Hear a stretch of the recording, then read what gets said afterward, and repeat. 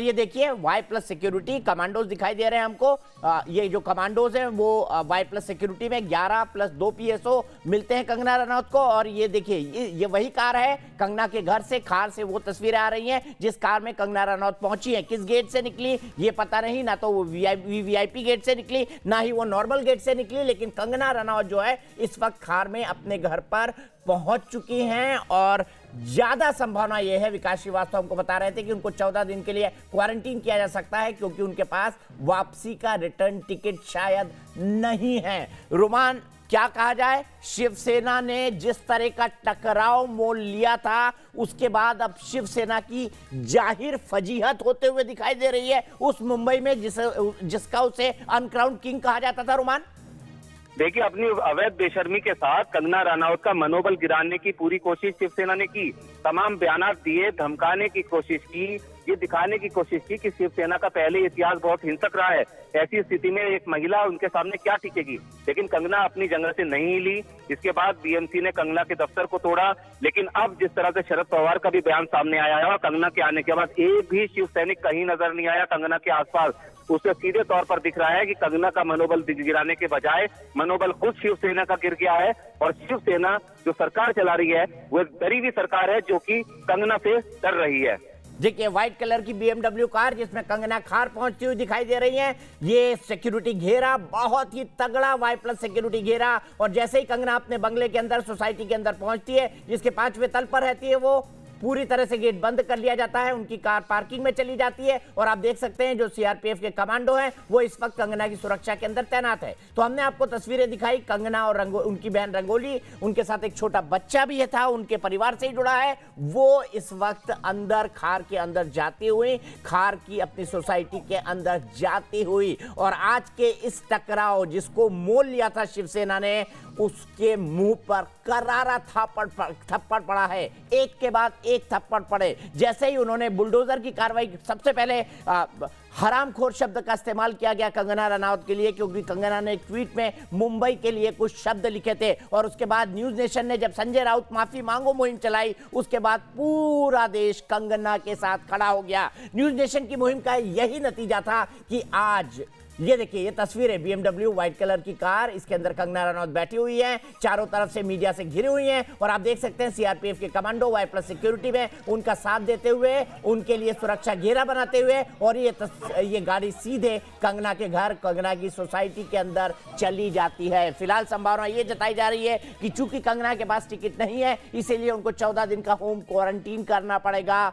कंगना अभी अपने पाली हिल वाले घर में, जो उनका दफ्तर था, वहां नहीं गई हैं। पहले खबर आ रही थी कि वो पाली हिल वाले घर में जा सकती हैं, लेकिन कंगना अब खार के अंदर अपने घर पहुंच चुकी है। सीधे चलते हैं हमारे सहयोगी राकेश के पास। राकेश, क्या अपडेट?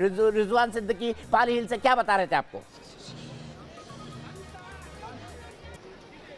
दीपक जी, हमने रिजवान सिद्दीकी से, जो कंगना रनौत के वकील हैं, उनसे बातचीत की है। अभी भी वो मौजूद है, दूसरे चैनलों से बातचीत कर रहे हैं। वो पूरी रिपोर्ट हमने भेज भी दी है।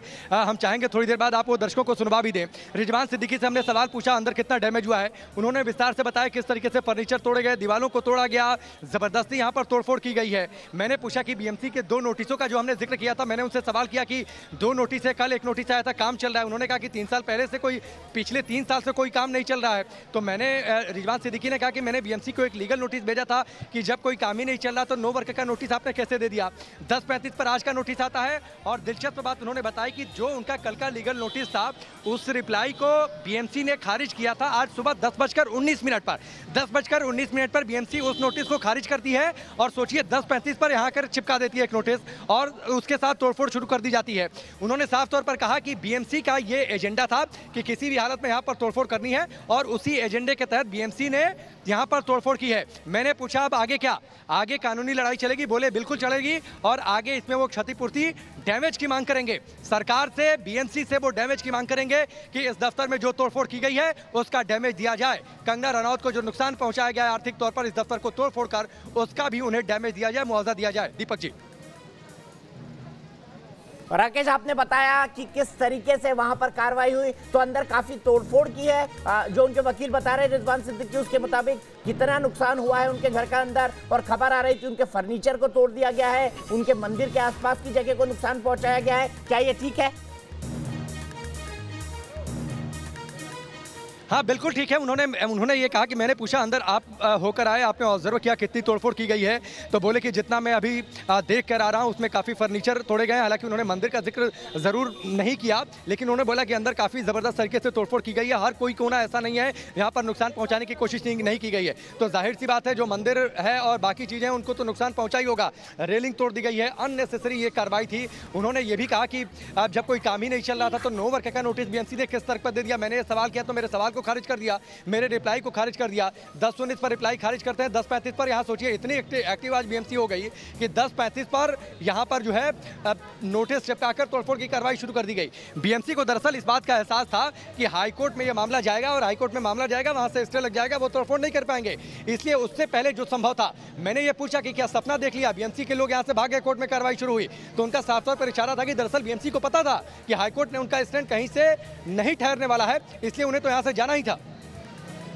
ठीक है राकेश, आपने बताया। क्या आपको यहाँ पर कुछ दिखाई दिया कि कुछ शिवसेना कार्यकर्ता यहाँ पर जाहिर निषेध कर रहे हैं? हमने कंगना के समर्थन में नारेबाजी सुनी, लेकिन उनके विरोध में कोई नारेबाजी नहीं सुनी। ना ही हमको नारेबाजी खार वाले घर में सुनाई दी, ना ही शिवसेना के कुछ विरोधी अराइवल गेट पे पहुंचे थे, बल्कि बड़ी संख्या में करणी सेना के लोग थे। तो शिवसेना को आज उसी की भाषा में करारा थप्पड़ लगा है। राकेश, कैसे एनालाइज करेंगे आप इसको? बिल्कुल करारा थप्पड़ लगा है और शिवसेना का तो यहाँ कोई भी नहीं दिखा दिया। यहाँ तो शिवसेना का कोई परिंदा भी नहीं दिखा दिया। अलबत्ता यहाँ पर मुंबई के अलग अलग इलाकों से करीब 10 महिलाएं मुझे ऐसी मिली जो हाथों में बैनर लेकर आई थी।